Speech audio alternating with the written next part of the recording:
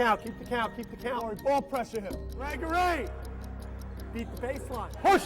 Triangle, triangle, triangle, triangle. Read his eyes. Triangle! It's a brisk Wednesday night in Newark, New Jersey, and Coach Danny Hurley is frantically urging his St. Benedict's Prep squad to execute. Come here! Get on the backboard! Never mind the fact that his team would go on to win this game by more than 50 points. When you're a Hurley, the game of basketball is about realizing potential. There's Hurley with a breakaway. Picks up the loose ball and takes it to the glass for two. Former Duke All-American Bobby Hurley is Danny's older brother by 18 months, a gap that proved insurmountable for Danny as the two grew up in the basketball-crazed town of Jersey City, New Jersey. At times we had an adversarial relationship, especially when it came down to basketball. It was a very, very competitive environment in terms of the standard that I was trying to live up to. Expectations were further fueled by the stature of Danny's father, Bob Hurley Sr., the legendary high school coach at St. Anthony's Prep. Danny and Bobby both lived up to the hype, helping their father win 5 state championships in 6 years. The ride continued for Bobby at Duke, where he won back-to-back national championships in '91 and '92. But the same could not be said for Danny, who struggled mightily in his brother's shadow during his first 2 years at Seton Hall. I expected, because the same things happened for us in high school, that the same things would happen for us when we got to the college level. He went to Duke, won national championships, and I felt like I wasn't getting what I deserved, and became, very bitter, very bitter person. He was suffering from performance anxiety. When he would come to the point of just letting something happen, he was trying to make it happen because he was so tense and so rigid.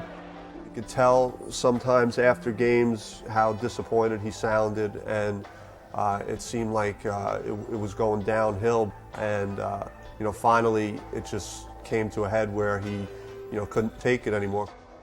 After averaging 4.5 points during his first 2 seasons, Danny quit the team just 2 games into his junior year. But the worst had yet to come for the Hurley family. Just days after Danny's announcement, Bobby was faced with an even greater hurdle as he returned home from a game during his rookie season with the Sacramento Kings. We stayed up on a satellite dish and watched Bobby's game, and we got a call, I guess, an hour and a half later at the house that he'd been in a bad accident. And, there's no words that could describe it. Bobby suffered multiple injuries, including 2 collapsed lungs when he was thrown from his vehicle after colliding with an oncoming car. He arrived at the hospital in critical condition. And watching him suffer and fight for his life gave me a pretty good sense of the stupidity of the emotions I was feeling relative to basketball, when there's a lot more obviously going on in life than that. Danny was a big part of my recovery. He was there for me even when he was going through his own problems. I think the two of us kind of helped each other get over our own issues. He did and said a lot of things over the course of my time at Seton Hall that meant a lot, and I wouldn't have got back out on the court without his accident and what he went through. Together, the Hurley brothers returned to basketball the following year. Bobby played 4 more seasons in the NBA before retiring, while Danny returned to finish his collegiate career at Seton Hall. After assistant coaching stops at St. Anthony's and Rutgers University, Danny landed at St. Benedict's Prep, where his tough love approach translated into instant success. In his first 5 seasons, Hurley won 90% of his games and sent over a dozen players to Division I schools. Come on, Zach. Stupid mistake. Stupid, mindless basketball. It can be real tough to handle, but it's not personal. Like, you have to know that everything that he's doing is for a purpose and for a reason. And if you can handle his challenges and handle what he has to offer, I think you can handle anybody. Gregory, get in front of him.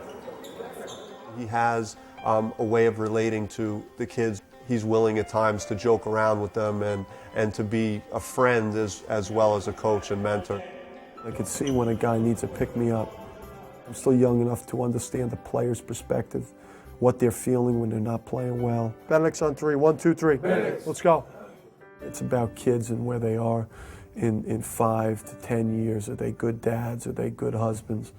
Are they quality members of society? That's the only way that I'll know whether what I'm doing here is worth anything.